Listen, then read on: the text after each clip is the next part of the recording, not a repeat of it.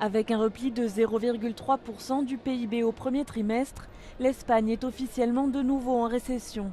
Un chiffre qui vient assombrir encore un peu plus le panorama de l'économie espagnole. Un actif sur 4 est au chômage, un record parmi les pays industrialisés, et c'est encore pire chez les jeunes, dont la moitié sont sans emploi. Il est prévisible que le chômage continue à augmenter cette année, et sûrement aussi l'année prochaine.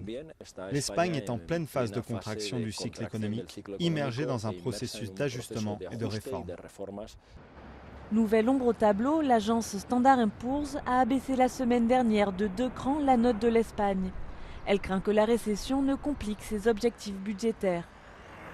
Car le pays s'est engagé à réduire son déficit à 5,3% du PIB d'ici à la fin de l'année, après 8,5% en 2011. Un travail titanesque auquel le gouvernement s'attelle avec une sévère cure d'austérité. Coupes budgétaires dans la santé, l'éducation, hausse d'impôts, il espère économiser plus de 35 milliards d'euros. Pendant ce temps, la grogne sociale augmente. Dimanche, ils étaient des dizaines de milliers à protester à Madrid contre la politique de rigueur.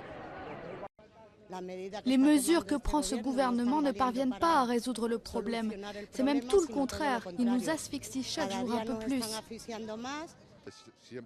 Ce sont toujours les mêmes qui payent, la classe ouvrière. Des mesures ont été prises contre les intérêts de la classe ouvrière, une politique de coupe budgétaire qui va entraîner plus de chômage et moins de droits. Et les mauvaises nouvelles continuent, le secteur bancaire inquiète de plus en plus les marchés. Standard & Poor's vient de dégrader les notes de 9 banques espagnoles, dont Santander et BBVA.